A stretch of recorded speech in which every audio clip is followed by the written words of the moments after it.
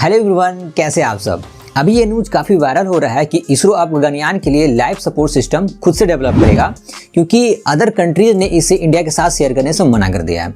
तो आइए जानते हैं डिटेल में कि आखिर ये मामला क्या है। उससे पहले मेक श्योर कि आप इस चैनल को सब्सक्राइब कर ले और अगर ये वीडियो पसंद आए तो इसे लाइक भी कर दीजिएगा। हम सभी जानते हैं कि इसरो अपने अपकमिंग गगनयान मिशन के लिए फुल फोकस के साथ काम कर रहा है। गगनयान मिशन में इसरो 2 एस्ट्रोनॉट को अपने GSLV Mark 3 मॉडिफाइड वर्जन से स्पेस में लॉन्च करेगा और अराउंड अर्थ से 400 किलोमीटर के आसपास ये एस्ट्रोनॉट्स रहकर धरती का चक्कर लगाएंगे, कुछ रिसर्च करेंगे और इसके जरिए एस्ट्रोनॉट लॉन्च कैपेबिलिटी का भी टेस्ट हो जाएगा। इस गगनयान मिशन के लिए इसरो हर उस टेक्नोलॉजी को डेवलप कर रहा है जिससे कि ये सक्सेसफुल हो पाए और इसी रिक्वायर्ड टेक्नोलॉजी में एक पार्ट है ECLSS, environmental control and life support system. अब देखिए, इसरो को इन सब चीज़ों में उतना एक्सपीरियंस नहीं है। इसरो एस्ट्रोनॉट लॉन्च कैपेबिलिटी के मामले में नया है। इसरो तो रॉकेट और सैटेलाइट बिल्ड करके उसे लॉन्च करने में माहिर है और यही करता भी आया है अब तक।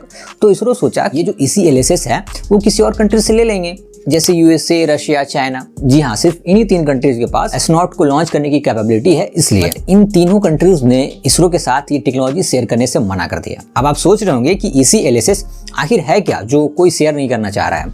देखिए, ECLSS किसी भी क्रू मॉड्यूल का बैकबोन होता है। एस्ट्रोनॉट को स्पेस में जिंदा रखने के लिए बहुत इंपॉर्टेंट है।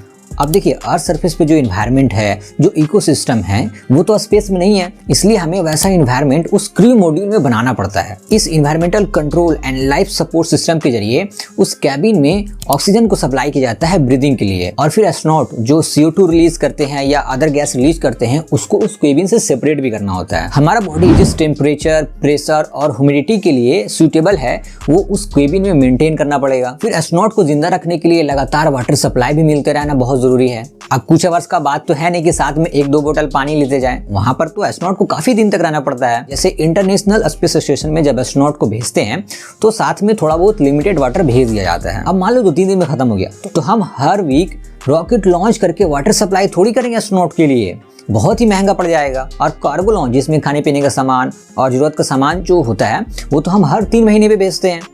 सो इसलिए हमें इस क्रू मॉड्यूल में ही एक ऐसा सिस्टम बनाना पड़ता है जिससे कि हम वाटर को रिसाइकल कर सके। एस्ट्रोनॉट जो यूरिनेट करते हैं उसे भी रिसाइकल करके और प्यूरिफाई करके ड्रिंकिंग के लायक बनाया जाता है और फिर कैबिन में जो ह्यूमिडिटी है उसको भी वाटर में कन्वर्ट किया जाता है। सो एस्ट्रोनॉट को स्पेस में जिंदा रखने के लिए हमें काफी ज्यादा रिसर्च और टेक्नोलॉजी की जरूरत होती है और यही वजह है कि सिर्फ 3 ही कंट्रीज के पास ये टेक्नोलॉजी है और ये लोग इसरो के साथ ये टेक्नोलॉजी शेयर नहीं कर रहा है। इसके पीछे ऑब्वियस रीजन है, ये कंट्रीज इस टेक्नोलॉजी को काफी ज्यादा रिसर्च करके बनाया है, बहुत ही लंबे समय तक मेहनत किया है इसे डेवलप करने में।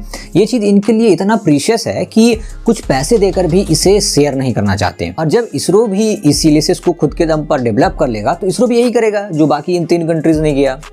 अब देखिए, जब हम एक कंट्रीज के नज़रिए से देखते हैं तो अदर कंट्रीज हमारे लिए ना ही परमानेंट फ्रेंड होते हैं ना ही परमानेंट इनेमी होता है। यहाँ पे हमदर्दी या इमोशन जैसा कुछ नहीं होता, यहाँ पे सिचुएशन के हिसाब से डिसीजन लिए जाते हैं। एग्जांपल के लिए बता दूं कि इसी गगनयान मिशन के लिए एस्ट्रोनॉट की ट्रेनिंग रशिया तो कर रहा है, तब मना नहीं किया।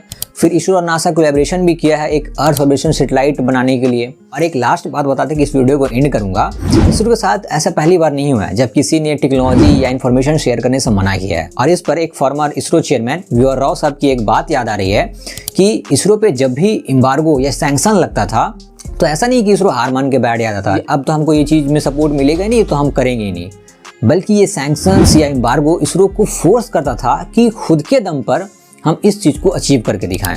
क्रायोजेनिक इंजन और नेविगेशन सैटेलाइट सीरीज इसका बेस्ट एग्जांपल है।